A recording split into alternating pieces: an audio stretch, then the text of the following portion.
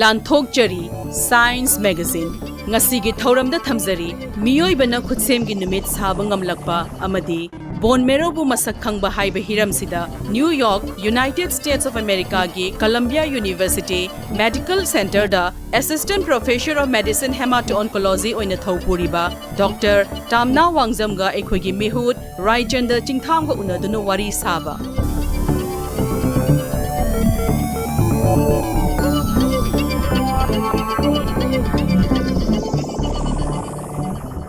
Mioibana khutsem gi numit saba ngamlakpa numit haibasi numit ki masada yaujariba gravity na hydrogen amasung helium anibu phajinduna thamliba achoba bowl amani numit amasung atopa thawa misak sing sabada yauriba pochak ayambadi plasma gi mohongdale plasma haibasina electromagnetic field ama semliba ionized gas ni plasma haibasida electric oiba charge yawi ahangba phawduna chatpa ngamba electric ichel puthokpa ngamme gas singda yamna wangba changi maisa pisinbadagi tholakpa gas ta ahenba energy pisinduna plasma ayamba semi yamna sab gas ta yauriba atom singdu yamna yangna leng otuna chatli amasung electron singdu amaga Thengaina badagi mafam hongdok hongjin tawduna nuclear fission gi thawong puthokduna energy thadur'i matau asum tawna numitta pangthokliba nuclear fusion sina maram oirega numitna energy thadurlibani hydrogen atom singi proton singna numit ki core da maikai khangdana yamna kanna thengaina badagi fusion gi thawong si pangthoi amasung helium atom singsi semlai proton haina khangnaba lepanai daba chain reaction gi thong si pangthokduna yamna chawna energy thadur'i thong asimak khutsem gi numitasu chapchana pangthoi malem gi chawkhatlaba leiba kayana khutsem gi numit sem sabagi maikaida lamjen tanaba honakre khutsem gi numit haibasibu karino pumna magna khangningdra masi atai karisunate yamna tension na hairabada kangloloi singna plasma sem nabagidamak akhanna yamna wangba temperature da hydrogen variant bu maisa pisan gadaba tokamek haina khangnaba mapangal yamna kanba magnetic field puthokliba reactor si seasonai numitkum fusion reaction si pangthoktuna yamna saba maisa puthokpa ngambagini khutsem gi numit sem sabada changliba maru oiba pochangde ahanbada plasma bu mafam chana phajinduna thamnabagi damak mathau taba magnetic field puthoknaba mapangal yamna kanba electromagnet ki machak magnetic coil sing yawba ahangba achauba kon ama ani subada nuclear fusion gi thawong si makha chathabada apanba thoktanaba plasma dagi sijinnaba yadraba machak mathi singbu lokthoknaba machak diverter ama ahum subada fuel tritium isotopes amasung deuterium yauri fuel sing asidagi maisa yamna puthoknaba amadi plasma puthoknabagi damak tokamak ki kakhal sing da yamna wangba pressure amasung maisa gi temperature pisilli yamdrabada sabagi changse degree celsius million chamasi puthoktuna atom singbu amaga thengaina hanba amasung yamna chawba pressure pisinbasina atom singdu amukka krik inabasina electrical repulsion haibadi inthoknabagi saphudagi nuclear extraction haibadi chingsinbagi saphuna chawna hengani khutsem gi numit sembada sujinariba fuel deuterium di irang ipaki thumhi chenba isingdagi chingthokpa yai aduga tritium haibadi hydrogen 3d lithium dagi phangbani uranium ga changdam narubada deuterium amasung tritium animaksi yamna toina sijinnaba natrabasu marang kaina phangi irang ipaki thumhi chenbe ising gallon amadagi phangliba deuterium na puthokliba energy ga gasoline gallon chahumdagi puthorakpa energy ga chawrakna mane China na kumja lising aniga kunthra manga phawbagi manungda ahanba oina thangdok thangjin yaba industrial prototype fusion reactor khutsemgi numit sem sanaba thabak paikhatpasu hokre China na pamliba pandamdi kumja lising aniga yankhai phawbagi manungda malengi mafam kayada fusion energy asibu yonbagi thorangni China na malemgi oina khwaidigi chawba khusemgi numit sem sanabagidamag changadaba maru oiba masaksing khomjinbagi aruiba tangkak adu phawba yoksinkhre masigi paikhatliba achoba thorang asigi pandamdi malemgi changadaba mathau tariba energy phangba ngamnabagidamag fusion process ki khuthangda akoibigi phibamda akaiba piroidaba amadi tung koina chatnaba yaba energy sem saduna puthokpani numit kumna mioiba amadi loiba naidaba mahausa akoibagi phibamda akaiba pidaba energy puthoknabagidamak pambai irei leite khutsem ge numit haibasidi numitna energy puthokliba asigum khutsem ge numitsu fusion process ki khuthangda energy puthokliba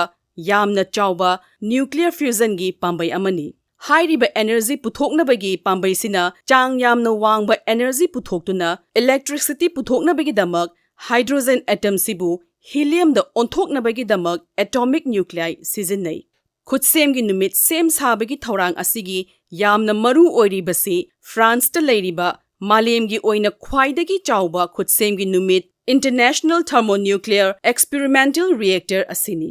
International Thermonuclear Experimental Reactor asi malem gi leiba kuntra manga punduna kumja lising amaga chamapan marifu manga dagi hauna sem sanaba ahanba khongthang paikhatpa haukhibani thorang asi paikhatpada maru oiba thodang lauriba leipak taret ki manungda achobu thodang lauriba China na khutsem gi numit sem sabada changadaba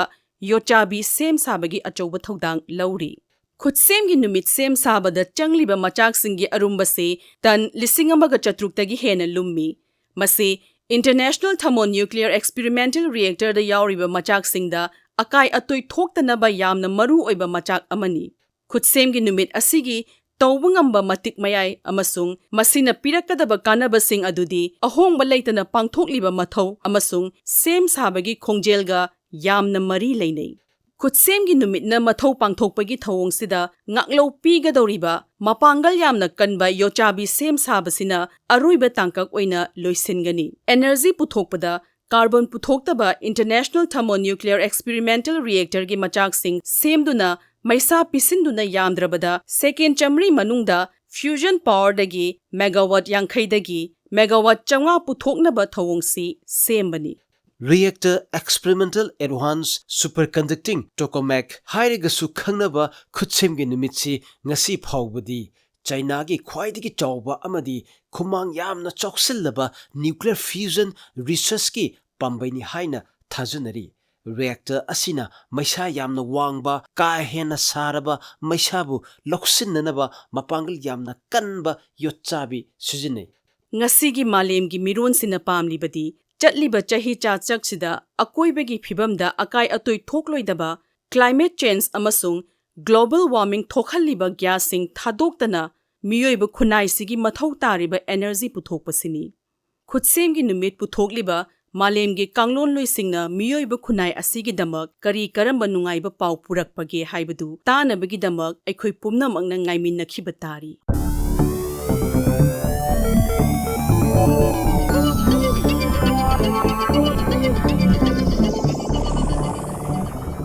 Aroibada amuk thamjari bone marrow bu masak khangba haiba hiramsida New York United States of America gi Columbia University Medical Center da Assistant Professor of Medicine Hemato-Oncology oina thawpuriba Dr. Tamna Wangjam ga aikhoigi mihut Raichanda Chingtham ga unaduna wari saba Taibang Mioibana ningsingba thoktringaidagi hona science kanglon yauna hinglai proof kanglup khulinglaba matungdasu kanglon yawba punsirol loinari mitai proof kisu angang nawa ama poklaba matung khoiri nuksangbu luna chetna taune khoiri bu lang ehingba amana chetna kine tungda numit kharni gi matungda khoiri du kelai hairiba kelaba akangba khoiri bu yamna luna nana chetna thamnarami hojiksu thamnari angang aduna saura sare pharba matungda ana ayek lakpa matamda hairiba khoiri du ising de tingduna pithaknabagi chatnabi leirami ngasi abu puduna lakchari science magazine gi thoramna bone marrow masak khangba haiba hiram sida khana nainanaba Akashvani Imphal gi studio da lengsinduna leibiraba Dr. Tamna Wangjam bu ahan muktada ikai khundajaba loinana taram nokchari Akashvani Imphal bu thagachari Dr. Wahaudo oina Dr. da hamba wahang oina lakchani si bone marrow haibisi karino aduga akhoi mioibagi haksang da magi mathau mangam function ji gi matang da miyam da thudul kitang thambiyo bone marrow haibasi akhoi mioibagi haksang gi yamna maru oiba sarukni masi akhoi gi saru manung da yawba tissue hai tare ko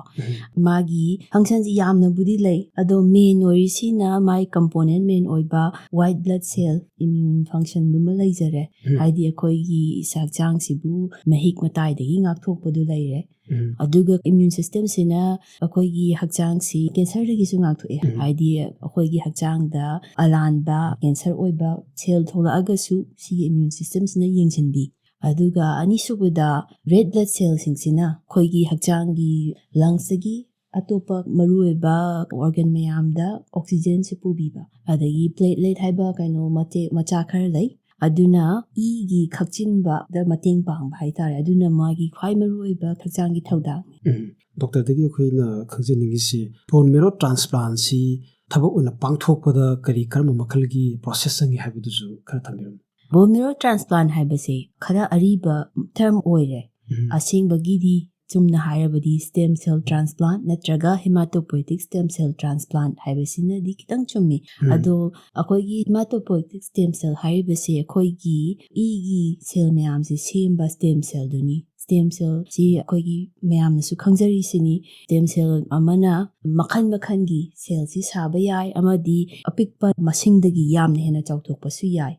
mana stem cell siga akhoi gi haksang da laiba khara mature oiba cells ka gi khenaba si aduni ado bone marrow da laiba stem cell sing sigi mathau se khoina hana haijekre ada bone marrow transplant ta tawdori base karino haibada maru oibadi e gi cancer simna anamba oigali bone marrow transplant seasonary se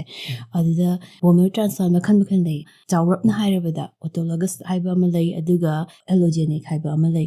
autologous transplant sidna kari tawge da khoina chemotherapy natraga radiation gumba piraga treat tawgadoriba laina dugi kano do muthatnaba yamna awangba dose piraga hojiki patient dugi masagi bone marrow stem cells duna kona hojiki piriba hidak dagi tholakpa side effect haibadi bone marrow failure dagi patient du masana kanjanabagi pibane aduma laire aduga allogenic stem cell transplant sina kari dawge da akoina treat tawdoriba cancer gumbodo chemo natraga radiation tara treat tawrani aduga ani subada magi patient nataba donor amadagi stem cell se lauraga anova immune system se semanda wiribani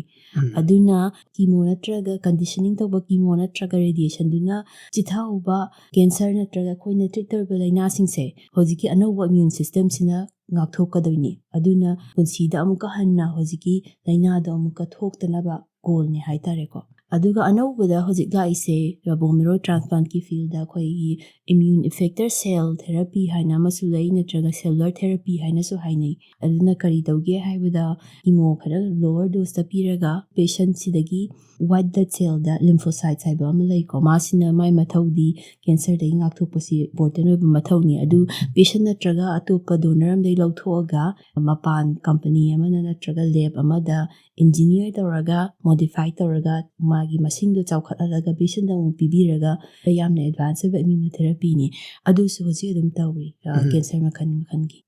doctor aduga khoi bone marrow se transplant to basi ngasai gi cancer patient du khaktamak tawra natraga magi nabagi chang haigadra natraga masi anaba mi magi karamba condition lekpa matamda maruina bone marrow transplant si tawna makhan gi transplant ki madungina makhan gi laina da mating pangi autologous stem cell transplant sina khoina yamna seasonary se blood cancer da haraga multiple myeloma haiba amalai asisu white blood cell da special oiba plasma cell kauba cell amana cancer ola akanda tawba bone marrow madi igi cancer ni aduda seasonary autologous se aduga atopa mana lymphoma haiba cancer group ama haitar yamna chawba cancer group ni aduda su seasonary adudana lymphoma makhan gi matungina hana seasonable su yawi kona hanbagi chemo gumbado chana draga natraga ꯀꯤꯃꯣꯗꯨꯅ ꯃꯊꯧ ꯇꯧꯕꯗꯣ ꯄꯨꯂꯞ ꯑꯣꯏꯅ ꯇꯧꯗꯕ ꯀꯥꯟꯗꯣ ꯑꯗꯨꯀꯥꯟꯗ ꯁꯤꯖꯤꯟꯅꯕꯁꯨ ꯌꯥꯎꯏ ꯃꯈꯜ ꯂꯩ ꯑꯗꯨꯒ ꯑꯣꯇꯣꯂꯣꯒꯁꯇ ꯀꯩꯒꯨꯝꯕ ꯁ꯭ꯇꯦꯟꯗꯔꯗꯤ ꯑꯣꯏꯗꯕ ꯑꯗꯣ ꯇ꯭ꯔꯥꯏꯜꯒꯨꯝꯕꯒꯤ ꯃꯑꯣꯡꯗ ꯅꯠꯇ꯭ꯔꯒ ꯌꯥꯝꯅ ꯁ꯭ꯄꯦꯁꯦꯜ ꯑꯣꯏꯕ ꯁꯦꯟꯇꯔꯒꯨꯝꯕꯗ ꯇꯧꯕꯁꯤꯅ ꯑꯣꯇꯣꯏꯃ꯭ꯌꯨꯟ ꯀꯟꯗꯤꯁꯟ ꯍꯥꯏꯕꯗꯤ SLEꯒꯨꯝꯕ ꯃꯜꯇꯤꯄꯜ ꯁ꯭ꯀ꯭ꯂꯦꯔꯣꯁꯤꯁ ꯀꯦꯟꯁꯔ ꯅꯠꯇꯕꯗꯁꯨ ꯑꯗꯨꯝ ꯁꯤꯖꯤꯟꯅꯕ ꯌꯥꯎꯏ ꯑꯗꯨꯒ ꯑꯦꯂꯣꯖꯦꯅꯤꯛ ꯁ꯭ꯇꯦꯝ ꯁꯦꯜ ꯇ꯭ꯔꯥꯟꯁꯄ꯭ꯂꯥꯟꯠꯀꯤ ꯃꯔꯨꯑꯣꯏꯕ ꯁꯤꯖꯤꯟꯅꯕ ꯂꯩꯅꯥꯈꯩꯗꯤ ꯑꯦꯀ꯭ꯌꯨꯠ ꯂꯨꯀꯤꯃꯤꯌꯥ ꯃꯌꯥꯝꯁꯤꯗ ꯑꯅꯝꯕ ꯁꯤꯖꯤꯟꯅꯩ ꯂꯨꯀꯤꯃꯤꯌꯥꯁꯤꯅ ꯀꯩꯅꯣ ꯍꯥꯏꯕꯗ ꯑꯩꯈꯣꯏꯒꯤ ꯕ꯭ꯂꯗꯀꯤ ꯑꯃꯗꯤ ꯕꯣꯟ ꯃꯦꯔꯣꯒꯤ ꯌꯥꯝꯅ ꯁꯥꯊꯤꯕ ꯀꯦꯟꯁꯔ ꯑꯃꯅꯤ ꯑꯅꯝꯕꯗꯤ ꯋꯥꯏꯠ ꯁꯦꯜ ꯑꯣꯏꯒꯜꯂꯦ ꯑꯇꯩ ꯁꯦꯜ ꯑꯣꯏꯕꯁꯨ ꯑꯗꯨꯝ ꯌꯥꯏ ꯑꯗꯨꯒ ꯀꯦꯟꯁꯔꯗꯤ ꯅꯠꯇꯕ ꯕ꯭ꯂꯗꯀꯤ ꯏꯃꯣꯒ꯭ꯂꯣꯕꯤꯅꯣꯄꯦꯊꯤ ꯍꯥꯏꯅ ꯈꯔ ꯂꯩ ꯑꯗꯨꯅ ꯀꯔꯤ ꯇꯧꯒꯦꯗ ꯔꯦꯗ ꯕ꯭ꯂꯗ ꯁꯦꯜꯗ ꯑꯣꯛꯁꯤꯖꯦꯟ ꯀꯦꯔꯤ ꯇꯧꯕ ꯍꯤꯃꯣꯒ꯭ꯂꯣꯕꯤꯟ ꯍꯥꯏꯔꯤꯕ ꯄꯣꯠꯁꯛꯇꯨꯗ ꯁꯣꯏꯕ ꯍꯥꯏꯇꯥꯔꯦ ꯁꯤꯀꯜ ꯁꯦꯜ ꯑꯦꯅꯤꯃꯤꯌꯥꯒꯨꯝꯕ ꯑꯗꯒꯤ ꯊꯥꯏꯂꯦꯁꯦꯃꯤꯌꯥꯒꯨꯝꯕ ꯍꯤꯃꯣꯐꯤꯂꯤꯌꯥꯒꯨꯝꯕ ꯑꯗꯨꯒꯨꯝꯕꯗꯁꯨ ꯁꯤꯒꯤ ꯀꯩꯅꯣꯁꯤ ꯁꯤꯖꯤꯟꯅꯩ ꯃꯈꯥ ꯇꯥꯔꯛꯄꯗ ꯗꯣꯛꯇꯔ ꯑꯩꯈꯣꯏꯒꯤ ꯄꯦꯁꯦꯟ ꯑꯃ ꯍꯥꯏꯖꯕ ꯇꯥꯔꯦ ꯃꯥꯁꯦ ꯑꯩꯈꯣꯏꯒꯤ ꯕꯣꯟ ꯃꯦꯔꯣꯁꯦ ꯇ꯭ꯔꯥꯟꯁꯄ꯭ꯂꯥꯟꯠ ꯇꯧꯕ ꯃꯇꯝꯗ ꯃꯥꯒꯤ ꯔꯤꯛꯁ ꯐꯦꯛꯇꯔ ꯍꯥꯏꯒꯗ꯭ꯔꯥ ꯅꯠꯇ꯭ꯔꯒ ꯑꯩꯈꯣꯏꯒꯤ ꯄꯣꯇꯦꯟꯁꯤꯌꯦꯜ ꯀꯝꯄ꯭ꯂꯤꯀꯦꯁꯟꯁꯤꯡꯁꯦ ꯂꯩꯕꯤꯔꯒꯗꯤ ꯈꯤꯇꯪ ꯑꯗꯨꯁꯨ ꯊꯝꯕꯤꯔꯝꯃꯨ ꯕꯣꯟ ꯃꯦꯔꯣ ꯇ꯭ꯔꯥꯟꯁꯄ꯭ꯂꯥꯟꯠꯁꯤ ꯌꯥꯝꯅ ꯔꯤꯁꯀꯤ ꯑꯣꯏꯕ ꯄ꯭ꯔꯣꯁꯤꯖꯔꯅꯤ ꯃꯔꯨꯑꯣꯏꯅ ꯑꯣꯇꯣꯂꯣꯒꯁ ꯅꯠꯇꯕ ꯑꯦꯂꯣꯖꯦꯅꯤꯛꯇꯨꯗꯅ ꯈꯔ ꯍꯦꯜꯂꯤ ꯑꯗꯣ ꯑꯣꯇꯣꯂꯣꯒꯁꯇꯩ ꯍꯥꯟꯅ ꯍꯧꯖꯔꯒꯦ ꯑꯣꯇꯣꯂꯣꯒꯁꯇ ꯁꯤꯖꯤꯟꯅꯔꯤꯕ ꯀꯟꯗꯤꯁꯅꯤꯡ ꯀꯤꯃꯣꯊꯦꯔꯥꯄꯤ ꯅꯠꯇ꯭ꯔꯒ ꯔꯦꯗꯤꯌꯦꯁꯟꯗꯨꯅ ꯊꯣꯛꯄ ꯈꯔ ꯍꯦꯟꯅ ꯀꯃꯟ ꯑꯣꯏꯕ ꯁꯥꯏꯠ ꯏꯐꯦꯛ ꯍꯥꯏꯖꯔꯒꯗꯤ ꯕꯣꯟ ꯃꯦꯔꯣꯗ ꯗꯥꯏꯔꯦꯛ ꯏꯐꯦꯛꯇꯨꯃ ꯂꯩꯖꯔꯦꯀꯣ ꯑꯗꯣ ꯕꯣꯟ ꯃꯦꯔꯣ ꯐꯦꯜ ꯑꯣꯏꯕꯒꯤ ꯆꯥꯟꯁ ꯂꯩ ꯑꯗꯨꯅꯕꯨ ꯁ꯭ꯇꯦꯝ ꯁꯦꯜ ꯄꯤꯖꯔꯤꯁꯤꯅꯤ ꯃꯁꯥꯅ ꯅꯠꯇ꯭ꯔꯒ ꯑꯇꯣꯞꯄ ꯗꯣꯅꯔꯗꯒꯤ ꯔꯤꯀꯚꯔꯤ ꯇꯧꯗ꯭ꯔꯤꯉꯩꯗꯗꯤ ꯏꯗ ꯌꯥꯎꯔꯤꯕ ꯁꯦꯜ ꯃꯌꯥꯝꯁꯦ ꯂꯣ ꯌꯥꯝꯅ ꯑꯣꯏ ꯂꯣ ꯑꯣꯏꯕꯅ ꯃꯔꯨ ꯑꯣꯏꯗꯨꯅ ꯀꯝꯄ꯭ꯂꯤꯀꯦꯁꯟ ꯈꯔ ꯊꯣꯛꯏꯀꯣ ꯋꯥꯏꯠ ꯕ꯭ꯂꯗ ꯁꯦꯜ ꯂꯣ ꯑꯣꯏꯔ ꯇꯥꯔꯗꯤ ꯑꯩꯈꯣꯏꯒꯤ ꯏꯁꯥꯅ ꯏꯟꯐꯦꯛꯁꯟ ꯀꯩꯀꯩꯗꯒꯤ ꯉꯥꯛꯊꯣꯛꯄꯁꯤ ꯌꯥꯝꯅ ꯂꯣ ꯑꯣꯏ ꯉꯝꯗꯦ ꯏꯃ꯭ꯌꯨꯟ ꯁꯄ꯭ꯔꯦꯁꯟ ꯍꯥꯏꯅ ꯀꯧꯖꯩꯀꯣ ꯀꯟꯗꯤꯁꯟꯁꯦ ꯑꯗꯨꯏ ꯃꯇꯝꯗꯗꯤ ꯑꯦꯅꯤ ꯕꯦꯛꯇꯦꯔꯤꯌꯥ ꯅꯠꯇ꯭ꯔꯒ ꯚꯥꯏꯔꯁ ꯅꯠꯇ꯭ꯔꯒ ꯐꯪꯒꯁꯅ ꯑꯗꯨꯝ ꯌꯥꯝꯅ ꯁꯥꯊꯤꯕ ꯏꯟꯐꯦꯛꯁꯟ ꯊꯣꯛꯄꯒꯤ ꯑꯦꯅꯤ ꯄꯥꯔꯠ ꯑꯣꯐ ꯗ ꯕꯣꯗꯤ ꯊꯣꯛꯄ ꯌꯥꯏ ꯅꯠꯇ꯭ꯔꯒ ꯕ꯭ꯂꯗꯇ ꯄꯥꯛꯇꯛꯅꯅ ꯁꯦꯞꯁꯤꯁ ꯀꯥꯏꯅꯁꯨ ꯊꯣꯛꯄ ꯌꯥꯏꯀꯣ ꯍꯥꯏꯗꯤ ꯀꯟꯕ ꯉꯝꯗꯅ ꯊꯣꯛꯄꯁꯨ ꯌꯥꯏ ꯑꯗꯨꯅ ꯑꯩꯈꯣꯏꯅ ꯌꯥꯝꯅ ꯆꯦꯛꯁꯤꯟ ꯊꯧꯔꯥꯡ ꯂꯧꯗꯕ ꯌꯥꯗꯦ ꯕꯣꯟ ꯃꯦꯔꯣ ꯇ꯭ꯔꯥꯟꯁꯄ꯭ꯂꯥꯟꯠꯀꯤ ꯄ꯭ꯔꯣꯁꯦꯁꯇ ꯑꯗꯨ ꯃꯌꯥꯝꯗꯣ ꯉꯥꯛꯊꯣꯛꯅꯕ ꯍꯥꯟꯅ ꯄ꯭ꯔꯤꯚꯦꯟꯠ ꯇꯧꯅꯕ ꯍꯥꯏꯇꯥꯔꯦꯀꯣ ꯑꯗꯨꯒꯨꯝꯕ ꯑꯦꯟꯇꯤꯕꯥꯏꯑꯣꯇꯤꯛꯀꯨꯝꯕ ꯃꯌꯥꯝ ꯑꯃ ꯊꯥꯖꯩ ꯑꯗꯨꯒ ꯀꯣꯟꯅ ꯏꯟꯐꯦꯛꯁꯟ ꯊꯣꯛ ꯇꯥꯔꯒꯗꯤ ꯑꯦꯟꯇꯤꯕꯥꯏꯑꯣꯇꯤꯛꯇꯣ ꯌꯥꯝꯅ ꯑꯊꯨꯕ ꯃꯇꯝꯗ ꯑꯦꯁꯀꯦꯂꯦꯠ ꯇꯧꯕ ꯍꯥꯏꯇꯥꯔꯦꯀꯣ ꯍꯥꯏꯗꯤ IVꯗ ꯄꯤꯕꯒꯨꯝꯕ ꯑꯗꯨꯃꯥꯏꯅ ꯇꯧꯕꯗꯣ ꯆꯦꯛꯁꯤꯟ ꯊꯧꯔꯥꯡ ꯃꯌꯥꯝ ꯑꯃ ꯂꯧꯕ ꯗꯔꯀꯥꯔ ꯑꯣꯏ ꯑꯗꯨꯒ ꯔꯦꯗ ꯕ꯭ꯂꯗ ꯁꯦꯜꯒꯨꯝꯕꯁꯤꯅ ꯂꯣ ꯑꯣꯏꯔꯒꯅ ꯍꯤꯃꯣꯒ꯭ꯂꯣꯕꯤꯟ ꯂꯣ ꯑꯣꯏꯕ ꯍꯥꯏꯅꯔꯤꯁꯦ ꯑꯗꯨꯅ ꯑꯣꯛꯁꯤꯖꯦꯟꯗꯣ ꯂꯣ ꯑꯣꯏꯔꯕꯅꯤꯅ ꯌꯥꯝꯅ ꯏꯁꯥ ꯌꯥꯝ ꯆꯣꯛꯊꯕ ꯑꯗꯒꯤ ꯁꯣꯔ ꯍꯣꯟꯕ ꯋꯥꯕ ꯀꯣꯛ ꯃꯔꯨ ꯉꯥꯎꯕꯒꯨꯝꯕꯁꯨ ꯑꯗꯨꯝ ꯇꯧꯒꯅꯤ ꯑꯗꯨꯅ ꯑꯗꯨꯝ ꯕ꯭ꯂꯗ ꯇ꯭ꯔꯥꯟꯁꯐ꯭ꯌꯨꯖꯟ ꯑꯗꯨꯝ ꯌꯥꯝꯅ ꯗꯔꯀꯥꯔ ꯑꯣꯏ ꯑꯅꯝꯕ ꯄꯦꯁꯦꯟꯒꯤ ꯑꯗꯨꯒ ꯄ꯭ꯂꯦꯠꯂꯦꯠ ꯂꯣ ꯑꯣꯏꯔꯒꯅ ꯏꯁꯥꯅ ꯏ ꯈꯛꯆꯤꯟꯕꯗꯣ ꯉꯝꯗꯕꯅꯤನ ꯌꯥꯝꯅ ꯂꯣ ꯑꯣꯏꯔꯒ ꯄ꯭ꯂꯦꯠꯂꯦꯠ ꯄꯤꯕ ꯉꯝꯍꯧꯗ꯭ꯔꯒꯗꯤ ꯀꯔꯤꯒꯨꯝꯕ ꯃꯅꯨꯡꯗ ꯀꯣꯛꯀꯨꯝꯕ ꯄꯨꯛ ꯃꯅꯨꯡꯒꯨꯝꯕꯗ ꯏ ꯍꯥꯗꯗꯅ ꯁꯤꯕ ꯈꯣꯠꯄ ꯐꯥꯎ ꯌꯧꯕ ꯌꯥꯏ ꯑꯗꯨ ꯌꯦꯡꯁꯤꯟꯍꯧꯗ꯭ꯔꯒꯗꯤ ꯑꯗꯨ ꯂꯩꯔꯦ ꯑꯗꯨꯒ ꯑꯇꯣꯞꯄ ꯍꯛꯆꯥꯡꯒꯤ ꯃꯔꯨꯑꯣꯏꯕ ꯑꯣꯔꯒꯟꯈꯩꯗ ꯂꯤꯚꯔꯗ ꯁꯣꯛꯄ ꯌꯥꯏ ꯀꯤꯗꯅꯤ ꯁꯣꯛꯄ ꯌꯥꯏ ꯑꯗꯒꯤ ꯂꯪ ꯁꯣꯛꯄꯁꯨ ꯌꯥꯏ ꯑꯗꯣ ꯑꯅꯝꯕꯕꯨꯗꯤ ꯌꯥꯝꯅ ꯁꯤꯔꯤꯌꯁꯇꯤ ꯑꯣꯏꯗꯦ ꯑꯗꯩ ꯍꯥꯔꯠꯁꯨ ꯁꯣꯛꯄ ꯌꯥꯏꯀꯣ ꯑꯗꯨꯁꯨ ꯍꯥꯟꯅ ꯍꯥꯔꯠꯀꯤ ꯅꯠꯇ꯭ꯔꯒ ꯂꯤꯚꯔꯒꯤ ꯀꯟꯗꯤꯁꯟ ꯂꯩꯇꯕ ꯑꯣꯏꯔꯒꯗꯤ ꯑꯗꯨꯒ ꯐꯖꯅ ꯌꯦꯡꯁꯤꯟꯕꯤꯕ ꯑꯣꯏꯔꯒꯗꯤ ꯆꯦꯛꯁꯤꯟ ꯊꯧꯔꯥꯡ ꯂꯧꯕ ꯑꯣꯏꯔꯒꯗꯤ ꯑꯅꯝꯕ ꯄꯔꯃꯅꯦꯟꯇꯤ ꯑꯣꯏꯗꯦ ꯍꯥꯏꯕ ꯇꯥꯏ ꯑꯗꯨꯅ ꯃꯔꯨ ꯑꯣꯏꯕꯅꯤ ꯑꯣꯇꯣꯂꯣꯒꯁꯀꯤꯁꯦ ꯑꯗꯒꯤ ꯆꯨꯝꯅ ꯁꯝ ꯀꯦꯟꯕ ꯈꯣꯠꯄ ꯑꯗꯨꯕꯨꯗꯤ ꯑꯗꯨꯝ ꯈꯔ ꯃꯆꯥ ꯑꯣꯏꯈ꯭ꯔꯦ ꯑꯗꯒꯤ ꯆꯥꯕ ꯊꯛꯄ ꯋꯥꯠꯄ ꯑꯣꯅꯤꯡꯕ ꯄꯣꯛꯄ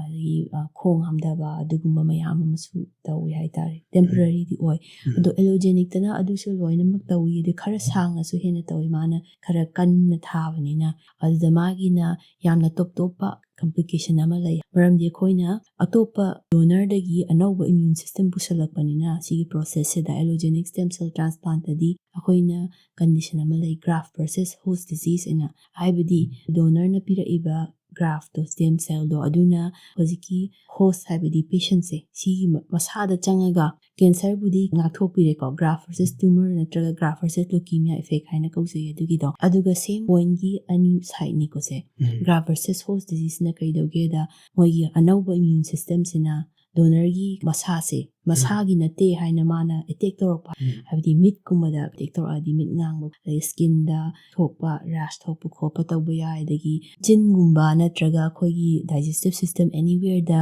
ꯁꯦꯟꯁꯤꯇꯤꯞ ꯑꯣꯏꯕ ꯌꯥꯏ ꯅꯠꯇ꯭ꯔꯒ ꯏꯚꯟ ꯑꯜꯁꯔꯐꯥꯎ ꯊꯣꯛꯄ ꯌꯥꯏꯀꯣ ꯑꯗꯒꯤ ꯂꯤꯚꯔ ꯁꯣꯛꯄ ꯌꯥꯏ ꯏꯃ꯭ꯌꯨꯟ ꯁꯤꯁꯇꯦꯝꯁꯤꯅ ꯑꯦꯇꯦꯛ ꯇꯧꯕꯗꯒꯤ ꯑꯗꯨꯅ ꯍꯧꯖꯤꯛꯀꯤ ꯄꯦꯁꯦꯟꯁꯦ ꯏꯃ꯭ꯌꯨꯅꯣ ꯁꯄ꯭ꯔꯦꯁꯟ ꯍꯥꯏꯕꯗꯤ ꯍꯧꯖꯤꯛꯀꯤ ꯑꯅꯧꯕ ꯗꯣꯅꯔꯗꯩ ꯂꯥꯛꯄ ꯏꯃ꯭ꯌꯨꯟ ꯁꯤꯁꯇꯦꯝꯁꯦ ꯈꯤꯇꯪ ꯅꯝꯊꯅ ꯊꯝꯅꯕ ꯍꯤꯗꯥꯛ ꯆꯥꯅꯕ ꯗꯔꯀꯥꯔ ꯂꯩ ꯑꯗꯨ ꯌꯥꯝ ꯁꯥꯡꯅ ꯆꯥꯕ ꯍꯤꯗꯥꯛꯅꯤ ꯆꯍꯤ ꯑꯃ ꯐꯥꯎꯕ ꯆꯥꯅꯕꯁꯨ ꯑꯗꯨꯝ ꯌꯥꯎꯏ ꯑꯗꯩ ꯍꯦꯟꯅ ꯒ꯭ꯔꯥꯐ ꯚꯔꯁꯦꯁ ꯍꯣꯁꯁꯤ ꯌꯥꯝꯅ ꯀꯜꯂꯒꯗꯤ ꯑꯗꯩ ꯍꯦꯟꯅ ꯁꯥꯡꯅ ꯆꯠꯊꯅꯕꯁꯨ ꯌꯥꯎꯏ ꯍꯥꯏꯕ ꯇꯥꯏ ꯑꯗꯨꯒ Doctor Huziki bone marrow natraga stem cells leukemia na naraba natraga topa cancer na naraba mi masadagi akhoi dum lojaba yabra natraga mazu nadringa de kana koi stem cells singje koi preserve to hoba si dum yabra kamaida koina yengiba laina adugi matung ille akoina panjagibada multiple myeloma gumba natraga lymphoma gumba dadi patient masadagi lawgadabani aduna autologous stem cell transplant kaujai ko aduga atopa leukemia gumba masagi bone marrow da soga hadi chemo tawragasu amuk halakpagi chance laiba condition gaidadi atopa donor amadagi patient duda oina pi stem cells e hadi Huziki leukemia se nadriba mi amadagi hoi hoi maramdi allogeneic transplant di chemo natraga radiation duda dang natte hojiki leukemia se ngakthok toise anauba immune system la idunasu yamna sangna punsi chupagi ngakthokna lainabagi sinpam amani aduna atopa mitop amadagi lawba darkar tai haibate aduga doctor bone marrow se transplant tawung matamda donor ga recipient ga gi akhoi chanabagi criteria haigadra masi matang du kitung thambiram koina allogeneic transplant ma tawba matamda donor ma atopa thiba matamda yengba criteria se khara yamjai ko khwadigi maru oibadi HLA typing haina ma lai ko HLA se human leukocyte antigen haibani asina kaino haibada khoigi isa manungda yariba cell sing se isagi ni natraga isagi natte khandoknaba system ne haibada HLA system se ko adu akoina yengba kanda masigi maru orise yamna manaragana cancer yam sathibada ngakthoktabas yai ado yamna manadrabana graft versus host disease ana akoina haijagibado yamna special oiba side effects se adu yam sathiba yai aduna siba baugi khubam yorokpa yai aduna checksena yengdaba yade khwaidagi phabadi match se full match na dum hayena khanjari huji phawkidi ko anamba layingide aduda dum tabiramani nipan manungda nipan tara manungda tara natraga trani thoi manungda trani thoi gi match dai kaise dum haina bane aduna kaino da HLA gi makhan sida kya match oige se yengbane ba aduna khwaidagi important oine aina lawjei ko aduga mathangdana donor gi masamaki chahi do yamna helaga sima cut off haibidi leite ko adu tarsu donor akoina masing amani leitargadi khara hena angang oiba donor do khalde ko karigino da koina ahan sum oira akanda koigi bone marrow sida chahi humbu draga europa kanda sum bone marrow da asokpa lakpibisi sum retain tawgibani na ko ado chahi wangagadi adumbudo koina khangowdaba yai aduna patient ta yawgiba yai topa na blood group su yengjai ado yam kana important ti oide adugi mismatch kisu adum asoiba khara lai adudi manage tawudo adum yai haitare ko atopa na donor gi gender su yengjai nupa nupi donor option yam leitarga di nupa na prefer tawjani aduna traga mirondriba nupi amana hena phagani ramdi mirod bakanda nupi amagi masada antibody se yamna generate tawbanina donor duna hojiki patient to da antibody miyam saramba ya adugi chance yam wankhatle aduna adusu yengi atopa na donor masamaki health su yenge donor thiba kanda koina HLA se chanaraga donor gi se tungana doctor unaraga kari pibam laiba kari asokpa khotpa laiba yengi aduga donor da counseling tawba changi aduga donor gi ayaba yauna tawba kainoni haitare ko adi family member oiraga su related oiraga su voluntary unrelated oitarsu donor masana yajana tawba process ne haitare aduga bone marrow transplant tawba matamda doctor singsina thengnariba mayuknariba mayam su kitang thambiyo bone marrow transplant unit ama chalaiba natraga haugatpa matamda changiba resource mayam se mioibagi adi manpower changi adusu yamna train oigadaba doctor bone marrow transplant train natraga experience yam laiba changi ai samaksu Hemato-Oncology training tawluraga bone marrow transplant ki samuk advanced fellowship amuk tawjarai adumba ama changbado mafam gi khara khenare adigi hariba doctor du train tawbi mathakta khujukhulai du sum depend tawba lebi khujukhulai budi surgery makti natamnina adu budi laite ado laibam bone marrow transplant unit ki phibam su haijarake tanda ado staff ki oina yengagadi doctor laire nurse su yamna hena train oiba experience aiba nurse changi chumnagi chemo tawba cancer gi nurse amana tawba yadi bone marrow transplant ki nursing se adagi atopa technician mayam musu changi lab test tawba natana hojiki koina cell donor dagi natraga patient masadagi collect tawgriba stem cell mayam do kamaina process tawgadaba kamaina thamjingadaba kamaina sok tangai tana amuk freeze tawbado amuk tho ꯇꯧꯔꯒ ꯑꯃꯨꯛ ꯄꯦꯁꯦꯟꯗ ꯑꯃꯨꯛ ꯄꯤꯒꯗꯕ ꯑꯗꯨꯝꯕꯒꯤꯗꯣ ꯌꯥꯝꯅ technical ꯑꯣꯏꯕꯅꯤꯅ training ꯑꯃꯗꯤ experience ꯆꯪꯉꯤ ꯑꯗꯨꯒ ꯑꯗꯨ ꯇꯧꯅꯕ ꯍꯣꯠꯅꯕꯗ ꯕꯣꯟ ꯃꯦꯔꯣ ꯇ꯭ꯔꯥꯟꯁꯄ꯭ꯂꯥꯟꯠ ꯌꯨꯅꯤꯠꯁꯦ ꯌꯥꯝꯅ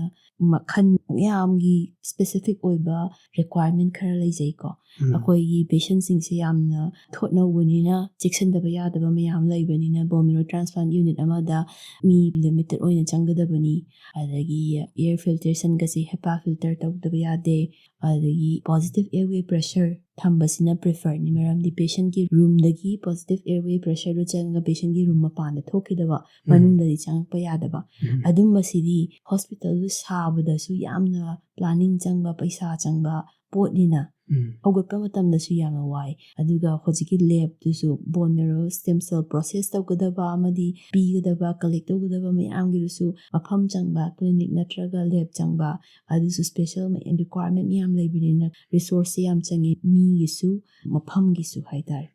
ꯃꯈꯥ ꯇꯥꯖꯔꯛꯄꯗ ꯗꯣꯛꯇꯔ ꯍꯧꯖꯤꯛ ꯃꯥꯂꯦꯝꯁꯤꯗ ꯕꯣꯟ ꯃꯦꯔꯣꯒꯤ ꯇ꯭ꯔꯥꯟꯁꯄ꯭ꯂꯥꯟꯠꯗ ꯔꯤꯁꯔꯁ ꯇꯧꯔꯤꯕ ꯊꯤꯖꯤꯜꯂꯤꯕꯁꯤꯡꯁꯤꯒꯤ ꯈꯔ ꯑꯦꯗꯚꯥꯟꯁ ꯑꯣꯏꯕ ꯍꯥꯏꯇꯥꯔꯦ ꯑꯅꯧ ꯑꯅꯧꯕ ꯀꯔꯤ ꯀꯔꯤ ꯂꯩꯌꯦ ꯁꯤꯁꯨ ꯊꯝꯕꯤꯔꯝꯃꯨ ꯍꯧꯖꯤꯛ ꯕꯣꯟ ꯃꯦꯔꯣ ꯇ꯭ꯔꯥꯟꯁꯄ꯭ꯂꯥꯟꯠ ꯅꯠꯇ꯭ꯔꯒ ꯁ꯭ꯇꯦꯝ ꯁꯦꯜ ꯊꯦꯔꯥꯄꯤ ꯁꯦꯜꯂꯔ ꯊꯦꯔꯥꯄꯤꯗ ꯑꯅꯧꯕ ꯔꯤꯁꯔꯆꯁꯦ ꯃꯤ ꯌꯥꯝꯅ ꯇꯧꯅꯔꯤ ꯆꯍꯤ ꯑꯃ ꯑꯅꯤꯒꯤ ꯃꯃꯥꯡꯒꯤꯗ ꯍꯥꯏꯔꯒꯅ ꯑꯩꯈꯣꯏꯅ ꯏꯃ꯭ꯌꯨꯟ ꯑꯦꯐꯦꯛꯇꯔ ꯁꯦꯜꯒꯤ ꯄꯟꯖꯈ꯭ꯔꯦ ꯑꯗꯨꯗ ꯌꯥꯝꯅ ꯍꯧꯖꯤꯛ ꯑꯦꯄ꯭ꯔꯨꯚ ꯇꯧꯈ꯭ꯔꯤꯕꯁꯦ ꯀꯥꯔ ꯇꯤ ꯍꯥꯏꯅ ꯈꯔ ꯂꯩꯔꯤ ꯀ꯭ꯂꯤꯅꯤꯀꯦꯜ ꯇ꯭ꯔꯥꯌꯦꯜꯗꯁꯨ ꯌꯥꯝꯅ ꯂꯩꯔꯤ ꯃꯈꯜ ꯀꯥꯔ ꯇꯤ ꯁꯦꯜ ꯅꯠꯇꯕ ꯀꯥꯔ ꯅꯦꯆꯔꯦꯜ ꯀꯤꯂꯔ ꯁꯦꯜ ꯀꯥꯏꯅꯁꯨ ꯌꯥꯝ ꯂꯩꯔꯤ ꯑꯗꯣ ꯍꯧꯖꯤꯛꯇ ꯑꯦꯄ꯭ꯔꯨꯚ ꯇꯧꯕꯗꯗꯤ ꯀꯥꯔ ꯇꯤ ꯍꯥꯏꯁꯤꯅ ꯀꯔꯤꯅꯣ ꯍꯥꯏꯕꯗ ꯀꯥꯏꯃꯦꯔꯤꯛ ꯑꯦꯟꯇꯤꯖꯦꯟ ꯔꯤꯁꯦꯞꯇꯔ ꯇꯤ ꯁꯦꯜꯁ ꯍꯥꯏꯕꯁꯤꯅꯤ ꯑꯗꯨꯅ ꯏꯃ꯭ꯌꯨꯅꯣꯊꯦꯔꯥꯄꯤ ꯍꯥꯏꯕꯗꯤ ꯏꯁꯥꯒꯤ ꯍꯛꯆꯥꯡꯒꯤ ꯏꯃ꯭ꯌꯨꯟ ꯁꯤꯁꯇꯦꯝꯗꯣ ꯁꯤꯖꯤꯟꯅꯔꯒ ꯂꯥꯌꯦꯡꯕ ꯍꯥꯏꯇꯥꯔꯦ ꯀꯦꯟꯁꯔꯗꯗꯤ ꯑꯗꯨ ꯌꯥꯝ ꯆꯠꯅꯩ ꯀꯤꯃꯣꯊꯦꯔꯥꯄꯤ ꯁꯤꯖꯤꯟꯅꯗꯕꯤ ꯑꯗꯨꯃꯛꯀꯤ ꯍꯤꯔꯝꯗ ꯌꯥꯝꯅ ꯍꯧꯖꯤꯛ ꯔꯤꯁꯔꯆ ꯆꯠꯊꯔꯤ ꯃꯐꯝ ꯈꯨꯗꯤꯡꯃꯛꯇ ꯑꯇꯣꯞꯄ ꯑꯃꯅ ꯖꯤꯟ ꯊꯦꯔꯥꯄꯤꯁꯦ ꯀꯔꯤꯒꯨꯝꯕ ꯀꯦꯟꯁꯔ ꯅꯠꯇ꯭ꯔꯒ ꯑꯇꯣꯞꯄ ꯂꯩꯅꯥꯅ ꯑꯩꯈꯣꯏꯒꯤ ꯍꯛꯆꯥꯡꯒꯤ ꯖꯤꯟꯗ ꯁꯣꯛꯂꯛꯄꯒꯤ ꯃꯔꯝ ꯑꯣꯏꯗꯨꯅ ꯄꯣꯛꯄ ꯂꯩꯅꯥ ꯑꯣꯏꯔꯒꯗꯤ ꯍꯧꯖꯤꯛꯀꯤ ꯖꯤꯟꯗꯣ ꯏꯗꯤꯠ ꯇꯧꯔꯒ ꯁꯦꯝꯗꯣꯛꯑꯒ ꯍꯥꯏꯇꯥꯔꯦꯀꯣ ꯑꯥꯔꯇꯤꯐꯤꯁꯤꯌꯦꯜꯂꯤ ꯇꯧꯔꯒ ꯂꯥꯌꯦꯡꯕꯁꯨ ꯌꯥꯏ ꯑꯗꯨꯒ ꯈꯨꯗꯝ ꯑꯣꯏꯅ ꯍꯥꯏꯔꯕꯗ ꯁꯤꯀꯜ ꯁꯦꯜ ꯗꯤꯖꯤꯁꯀꯤꯁꯦ ꯖꯤꯟ ꯑꯃꯈꯛ ꯁꯣꯏꯕꯒꯤ ꯃꯐꯝ ꯑꯃꯈꯛꯇ ꯁꯣꯏꯕꯒꯤ ꯂꯩꯅꯥ ꯅꯥꯕꯅꯤ나 ꯑꯗꯨꯒꯤ ꯖꯤꯟꯗꯣ ꯄꯦꯁꯦꯟꯠꯗ ꯑꯩꯈꯣꯏꯅ ꯀꯔꯦꯛ ꯇꯧꯊꯣꯛꯑꯒ ꯏꯗꯤꯠ ꯇꯧꯊꯣꯛꯑꯒ ꯑꯗꯨꯒꯤ ꯏꯗꯤꯠ ꯇꯧꯕ ꯕꯣꯟ ꯃꯦꯔꯣ ꯁ꯭ꯇꯦꯝ ꯁꯦꯜꯗꯣ ꯑꯃꯨꯛ ꯍꯥꯞꯆꯤꯜꯂꯒ ꯄꯦꯁꯦꯟꯠꯗꯨꯅ ꯑꯅꯧꯕ ꯍꯥꯏꯗꯤ ꯂꯣꯏꯅꯃꯛꯇꯤ ꯆꯨꯝꯊꯣꯛꯇ꯭ꯔꯒꯁꯨ ꯑꯇꯦꯛ ꯑꯀꯥꯏ ꯊꯣꯛꯇꯅ ꯍꯤꯡꯕ ꯌꯥꯅꯕꯒꯤ ꯁꯦꯝꯕ ꯌꯥꯏ ꯑꯗꯨꯒꯨꯝꯕꯗꯣ ꯌꯥꯝ ꯊꯣꯛꯂꯛꯏ ꯁꯤꯀꯜ ꯁꯦꯜ ꯅꯠꯇꯕ ꯑꯇꯣꯞꯄ ꯂꯩꯅꯥꯗꯁꯨ ꯗꯣꯛꯇꯔ ꯂꯣꯏꯁꯤꯜꯂꯛꯄꯗ ꯍꯧꯖꯤꯛ ꯂꯩꯔꯤꯕ ꯃꯅꯤꯄꯨꯔꯗ ꯕꯣꯟ ꯃꯦꯔꯣꯒꯤ ꯁ꯭ꯇꯦꯇꯁꯁꯤ ꯀꯔꯝꯍꯥꯏꯅ ꯌꯦꯡꯕ ꯌꯥꯏ ꯑꯩꯅ ꯁꯨꯝ ꯇꯥꯖꯕꯗ ꯑꯩꯈꯣꯏꯒꯤ ꯈꯪꯅꯖꯕ ꯏꯃꯥꯟꯅꯕ ꯑꯃꯗꯤ ꯀꯂꯤꯛ ꯃꯌꯥꯝ ꯃꯅꯤꯄꯨꯔꯗ ꯂꯩꯔꯤꯕ ꯃꯌꯥꯝꯁꯦ ꯇꯥꯖꯕꯗꯗꯤ ꯍꯧꯖꯤꯛ ꯐꯥꯎꯗꯤ ꯕꯣꯟ ꯃꯦꯔꯣ ꯇ꯭ꯔꯥꯟꯁꯄ꯭ꯂꯥꯟꯠꯀꯤ ꯈꯨꯗꯣꯡꯆꯥꯕꯁꯤ ꯃꯅꯤꯄꯨꯔꯗꯗꯤ ꯂꯩꯇ꯭ꯔꯤ ꯈ꯭ꯋꯥꯏꯗꯒꯤ ꯅꯛꯄꯗꯤ ꯒꯨꯋꯥꯍꯥꯇꯤꯗ ꯑꯣꯏꯒꯗꯣꯏꯅꯦ ꯆꯍꯤ ꯑꯃꯅꯤꯒꯤ ꯃꯃꯥꯡꯗ ꯒꯨꯋꯥꯍꯥꯇꯤꯗ ꯁꯦꯟꯇꯔ ꯑꯃꯅꯤ ꯍꯧꯖꯤꯛ ꯍꯧꯈ꯭ꯔꯦ ꯑꯗꯣ ꯗꯤꯜꯂꯤꯒꯨꯝꯕ ꯃꯨꯝꯕꯥꯏꯒꯨꯝꯕꯗꯗꯤ ꯌꯥꯝ ꯆꯥꯎꯕ ꯁꯦꯟꯇꯔ ꯂꯩ ꯑꯗꯨꯗꯤ ꯑꯇꯣꯞꯄ ꯃꯐꯝ ꯑꯃꯦꯔꯤꯀꯥꯗ ꯂꯩꯔꯤꯕ ꯑꯩꯈꯣꯏꯅ ꯐꯪꯉꯤꯕ ꯐꯦꯁꯤꯂꯤꯇꯤ ꯃꯌꯥꯝꯗꯣ ꯆꯞ ꯆꯥꯅ ꯑꯗꯨꯝ ꯐꯪꯉꯦ ꯑꯗꯨꯗ